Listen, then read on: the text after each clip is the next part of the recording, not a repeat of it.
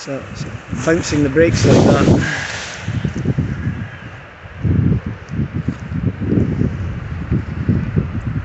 Now, pilot position as the wing comes up. Gather my lines because I'm still attached to the glider. Get the way.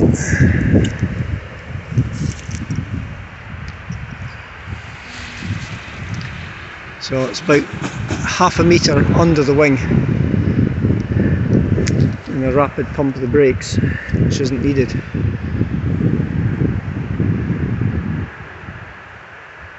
Now, when you're crossed, you change the trim speed. Effectively, you're pulling in the wingtips. So one of the reasons for needing to use a lot of brakes is to stop going into the wind direction. Whereas if you just turn round, so the tip lines effectively aren't being pulled in, the wing will fly slower anyway. Much easier to get back up. You can see the amount of brakes on there. So it's very close to the stall point. If it's close to the stall point, it's close to the spin point. And it's rolling left. So recovering it quite well nonetheless. Lost the tip there, but you just ignore that. And what you really want to do is get it sitting just on the top of the ridge line. And then as you launch, you're going under the wing, so you should end up standing there with the wing above you. So 1, 2 steps, 3 steps, but not much, maybe 1.5 meters.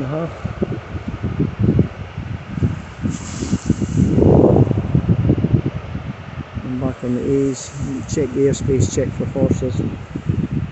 Good, excellent. Well done. And again, much more under the wing and less bouncing the brakes. Trying to fight it. Tip's going to go in an asymmetric and it's recovered.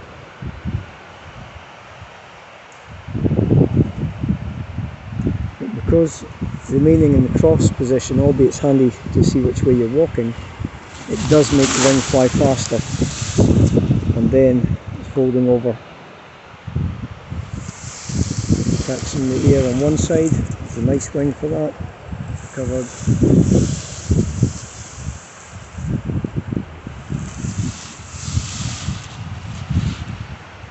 And slowing it down with the brakes rather than going under it. And it's down again.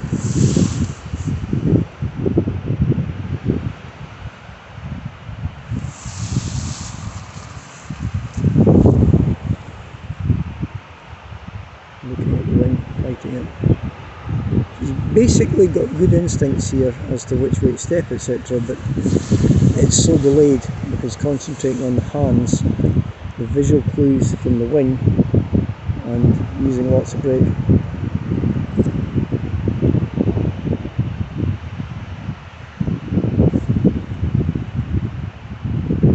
Check the airspace.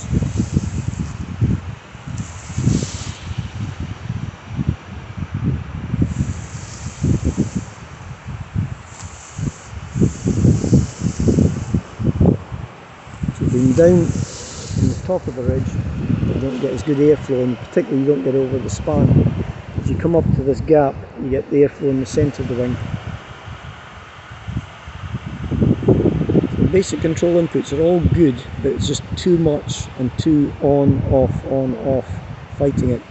Virtually standing still, yes there was little steps there, but virtually standing still and using the brakes, some harness. Concentrating on the bits that are going wrong rather than flying where you've got energy.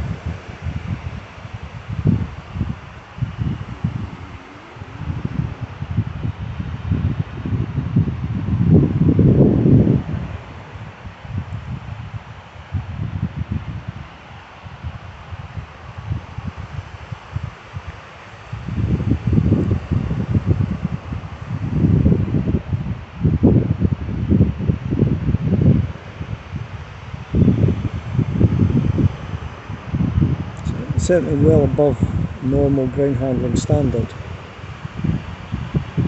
but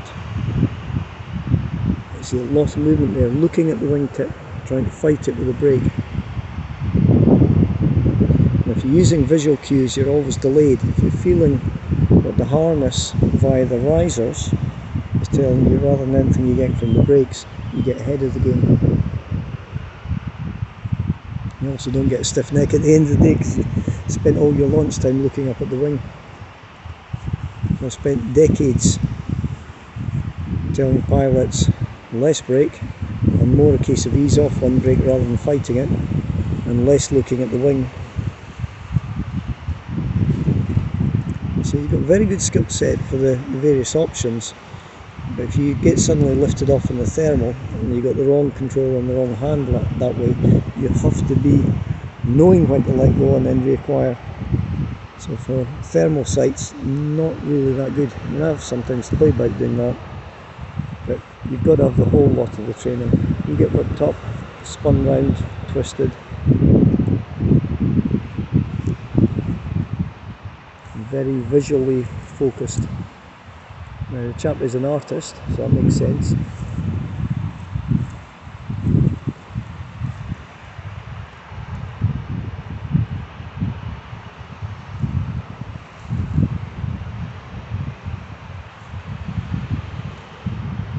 Just like to see what's happening on the wing. There are a lot of changes there as the brake lines. And the other thing is, when you're controlling the brakes that way, you get double the distance. So if you pull down the brake line, it's like a pulley system. You're doubling up. So for every 10 centimetres you pull below the brake pulley, now he's not doing that, it's bending it, which is good. But for every 10 centimetres you go directly below the brake pulley, you'd actually be pulling 20 centimetres of brake line. So the motor skill doesn't directly transfer to what you should do with the brakes. Asymmetry on the air risers, again, it's not a bad technique as you get advanced to be able to do, but lower airtime pilots can build up bad habits. The main one being looking at the wing far too much rather than flying it by feel.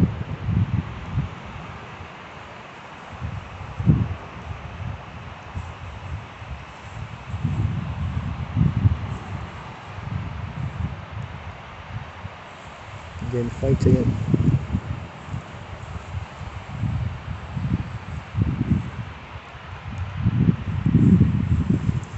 So for an experienced pilot, and I'm talking about somebody with hundreds of hours, that's actually an extremely good skill set to have. But I wouldn't encourage anybody below hundreds of hours to really practice that. You want to wait until you can control just the normal controls, which is mainly the harness, tiny touch of brakes, before you start messing about with this sort of stuff, particularly if you're ever going to fly somewhere that's very thermal. Not really an issue here today.